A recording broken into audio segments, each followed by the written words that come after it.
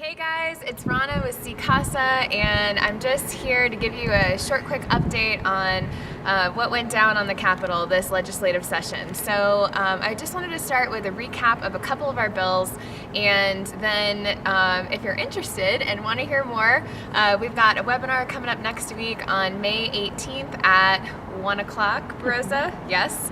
And so you guys can tune in and hear all about the different bills that were passed, the legislation that changed, and how that is going to impact your work and implementing services on behalf of survivors of sexual violence. So the first bill that I want to get us started off with was House Bill 1224, and that was to change the child abuse and neglect statute to include sex trafficking of minors. That bill passed, yay. It's kind of funny because it seems like that's just kind of an intuitive thing that we should include sex trafficking of minors into the statutory definition of child abuse and neglect. But now we've buttoned that up, and that is part of state legislation. One limitation of that bill was that it does not specifically cover labor trafficking. So who knows, that may come up again next session, and we may be working with the same legislator to include labor trafficking in the statutory definition of child abuse and neglect. The second bill that many of you were a part of, thank you for the survivors and the advocates who came out to support House Bill 1260, which started off as House Bill 1072 maybe, but that was the bill to extend the statute of limitations. Originally that bill was to eliminate the statute of limitations, but the bill sponsor faced a little bit of opposition on that, and so they changed the bill to extend the statute of limitations from 10 years to 20 years.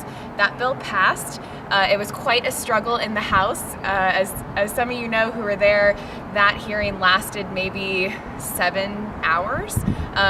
But we got it out of the House, we got it to the Senate, it passed in the Senate, and so now the statute of limitations for adult felony sex assault is extended from 10 years to 20 years, and that legislation will begin in 10 years. So no changes right away, but changes to come.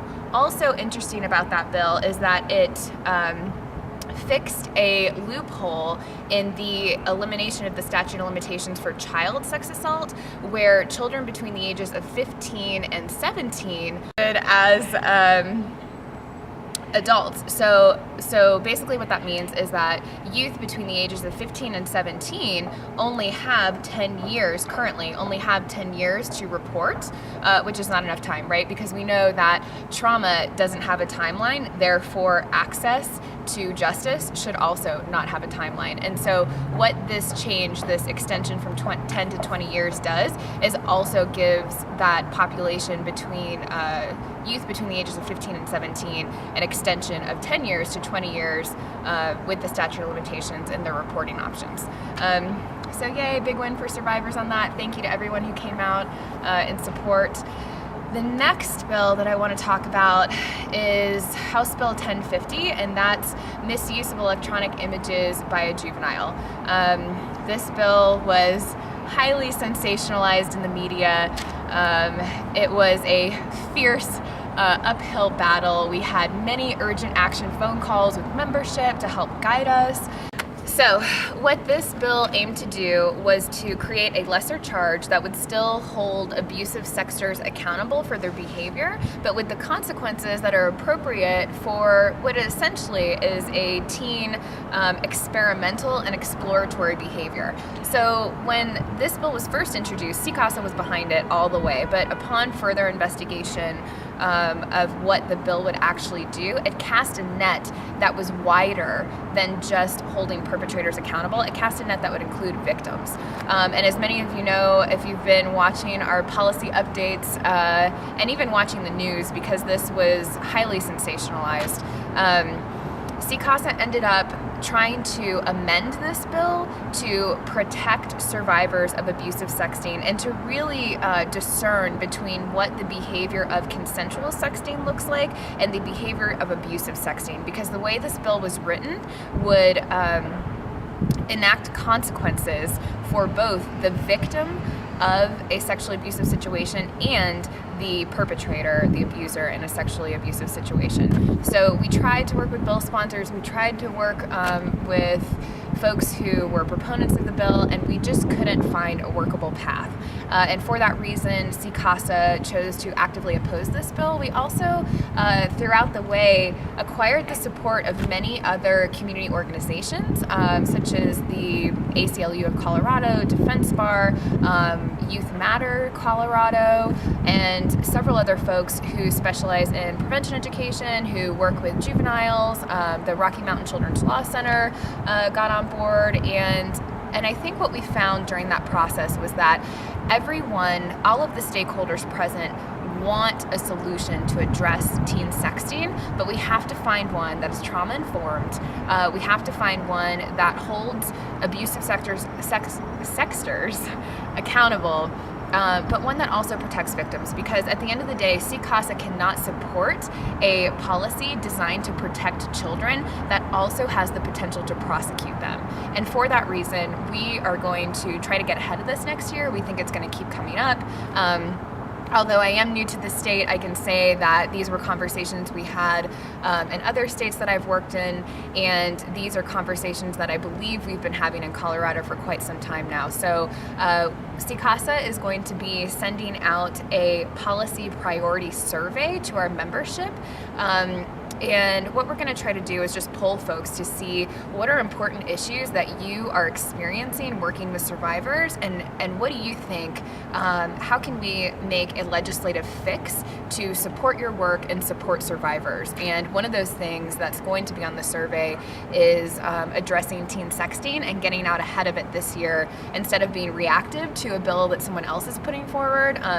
Perhaps we can champion our own bill and write it in a way that is trauma-informed, that protects the rights of survivors, and that holds abusive sexters accountable in a way that's appropriate for teen exploratory behavior. And even teen behavior that is not exploratory, that is abusive, that is malicious, and that's the real crime here that we're trying to address. So stay tuned for that one. I'm sure it will come back in 2017. And the last bill that I want to address is the SOMB sunset evaluation. Now, that bill has not yet found a resolution, but we think, and today is the last day of session, so this could change, or we're hoping that it holds the course, that this bill is going to pass and will be reauthorized for 7 years. Originally, the bill was up to be reauthorized for 3 years. There was an amendment in the Senate made to reauthorize for 7 years, and I believe that it is going forward, but more to come. We will let you know. There was a host of amendments that were offered in that bill. I believe it was something up in the 20s, and maybe 6 or 7 of those amendments actually stuck. The only one that some of our membership had concern with was an amendment that gave sex offenders the opportunity to try more than one therapist. And so the concern was that sex offenders would essentially be cherry picking the therapist that they thought to be the easiest, that was not going to hold them accountable to their treatment regime. And that amendment did stick to the bill. So we will be seeing the outcome of that. The SOMB will be monitoring that, I'm sure, looking for outcomes, looking to see if sex offenders are cherry picking specific therapists. But other than that, that was the only worrisome amendment, and we will keep an eye on it, and we will be able to provide you with more information at next week's webinar. So if you are interested to see what other bills, what happened at the Capitol this legislative session, CCASA is hosting a webinar on May 18th, which is next Wednesday, a week from today at 1 o'clock. Rosa's shaking her head yes. And so I will be there to answer any questions that you might have, and also to go over other bills of interest to CCASA. A couple of those include the DNA collection in misdemeanor offenses, the prohibition of conversion therapy, and there were some other bills that were specific to like the medical sector and talking about communicable diseases and STI modernization. We're going to go over all of that, but I just wanted to touch on those bills that had the strongest nexus to our mission and to the work that you do every day. So I wanted to make sure to let folks know, and again, if you're interested, please tune into the webinar next week. Also, if you are interested in getting involved with CICASA in our legislative advocacy and policy work, please join us for our CICASA Policy Committee meetings that are the third Tuesday of each month at 11:30. We are in a little bit of a transition right now. We believe that we'll be in our new office by the June meeting, but we're not sure, so there is a call-in option. I might be facilitating the meeting from a coffee shop, or we might be meeting at the Rose Andom Center, so stay tuned for that. Also, I hope to see some of you at our conference in Vail. It's going to be the 6th through the 8th, and we have a membership June 6th through the 8th, and our membership meeting is on June 5th, if you can make it there a little bit early and join us. So I hope that this was helpful. If anybody has any questions about legislation, please feel free to contact me either at the office or email at rana@cicasa.org.